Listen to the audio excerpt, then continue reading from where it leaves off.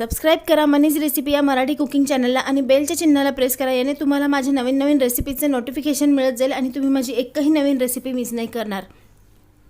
तर आज इथे दिवाळी येते, त्यासाठी दिवाळी विशेष करंजी इथे दाखवते आहे. आणि करंजीचा वरचा पापडा तुम्ही बघू शकता, एकदम खुसखुशीत झालेला आहे.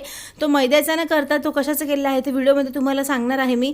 आणि ही करंजीची रेसिपी तुम्हाला माझी आई करून दाखवणार आहे. आईची रेसिपी आहे ही.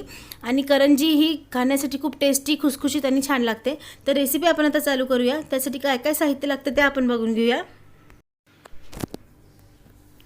तर आता रवा घेतलेला आहे. ते सगळ्यात पहिले आपल्याला रवा भाजून घ्यायचा आहे नीट गॅसवर. तुम्हाला जेवढ्या करंज्या करायच्या असतील तेवढा तुम्ही रवा घ्यायचा आहे. हा जवळपास अर्धा किलो रवा आहे.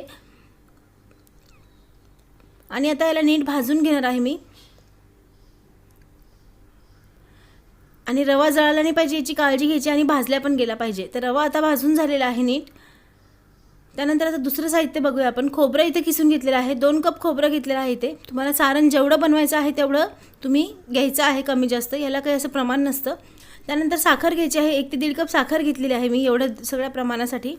जास्त गोड आवडत असेल तर तुम्ही कमी जास्त करू शकता. आणि साखरेसोबत हिरवी जी विलायची असते हिरवी ती इथे मिक्सरमधून फिरवून घेणार आहे. साखरेची पावडर करून घेणार आहे. तर साखरेची पावडर इथे बनवून तयार आहे. 1.5 कप पावडर झालेली आहे. 2 कप खोबरं झालेलं आहे आणि रवा झालेला आहे. तर हा भाजलेला रवा जो आहे तो साखरेमध्ये आणि खोबऱ्यामध्ये आता मिक्स करून घ्यायचा आहे. आणि त्याचबरोबर यामध्ये तुम्हाला चारोळी घालून घ्यायची आहे. चारोळी खूप छान लागते याच्यामध्ये घातल्यानंतर. आणि त्यानंतर काजू आहे ते काजू घालायचे आहे. दुसरे ड्रायफ्रूट्स तुम्हाला आवडत असतील तर ते तुम्ही घालू शकता. बदामाचे काप. काजूची भरड करून घेतलेली आहे जाडसर एकदम मिक्सरमधून आणि ती याच्यात घालून घेतलेली आहे. आणि त्याचबरोबर याच्यात थोडंसं आपल्याला दूध घालायचं आहे. 1/4 कप इथे दूध घालायचं आहे जवळपास रव्यावर. आणि मग नंतर दूध घातल्यानंतर हे सगळं साहित्य आपल्याला मिक्स करून घ्यायचं आहे.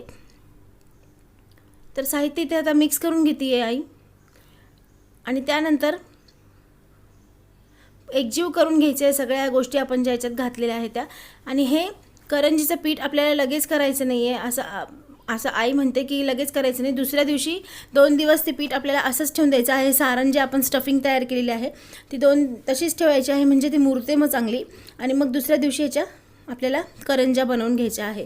तर हे आता सगळं मिक्स करून झालेलं आहे स्टफिंग. आता एका डब्यात भरून याला बाजूला ठेवून द्यायचं आहे. आणि 2 दिवसानंतर आपल्याला आता पुढची प्रोसेस करायची आहे. तर 2 दिवसानंतर इथे रवा घेतलेला आहे. रवा भिजवण्याची प्रोसेस दाखवलेली नाही, फक्त रवा हा दुधामध्ये भिजवून घ्यायचा आहे. आणि दुधामध्ये भिजवलेला 1 तास तसंच बाजूला ठेवून दिलं होतं. रवा भिजवलेला आहे दुधामध्ये आणि 1 चिमूटभर मीठ त्याच्यात घातलेलं आहे भिजवताना. आणि त्यानंतर त्याला आता परत एकदा नीट मळून घ्यायचं आहे. एकदम सॉफ्ट केलेलं आहे पीठ, तुम्हाला दिसत असेल व्हिडिओमध्ये. फक्त रवा आणि रवा घेतलेला आहे, मैदा वापरलेला नाही बिलकुल. बाहेरची कोटिंग करण्यासाठी बाहेरचं जे आवरण असतं करंजीचं ते रव्याचं करणार आहे. खूप खुसखुशीत होतं. यापूर्वी रव्याचे मोदक पण मी इथे टाकलेले आहे, ते तुम्ही बघू शकता.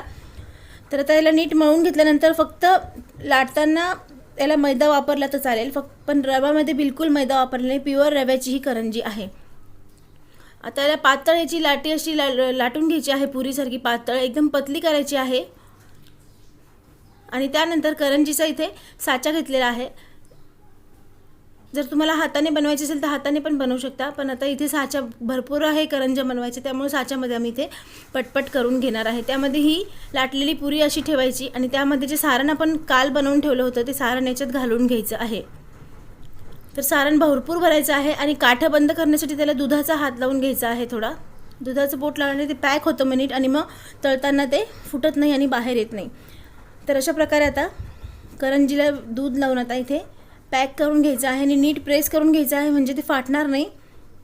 आणि हे व्यवस्थित तुम्हाला असं काढून घ्यायचं आहे. भरपूर याला दाबून घेतल्यानंतर आता करंजी आपण बघूया कशी बनली ते. तर एकदम मस्त वाटत सुद्धा नाही रव्याची करंजी आहे ही. मैदा बिलकुल वापरलेला नाही याच्यामध्ये आणि एकदम खाण्यासाठी पौष्टिक पण आहे आणि पचून जाते मैदा नसल्यामुळे पटकन. तर सेम तशीच प्रोसेस आता करून घ्यायची आहे. सगळ्या करंज्या आता बनवून घ्यायच्या आहे. एकदम पातळ इथे पुरी लाटून घ्यायची आहे आणि त्यामध्ये सारण भरून घ्यायचं आहे.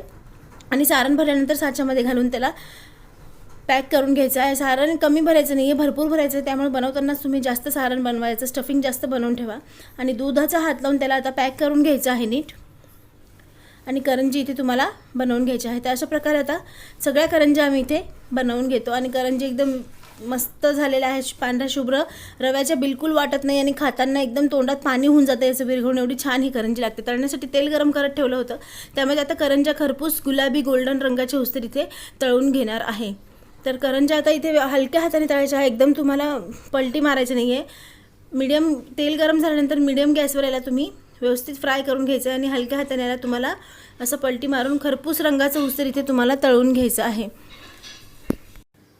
तर जी करंजी आहे तर तिचा रंग आता बदलत चाललेला आहे आणि एकदम खरपूस रंगाच्या इथे पूर्ण तळून घेतलेला आहे. दिसत असेल तुम्हाला, इतकं छान लागतं त्या खाण्यासाठी. मैद्याच्या न करता तुम्ही रव्याच्या नक्की करून बघा.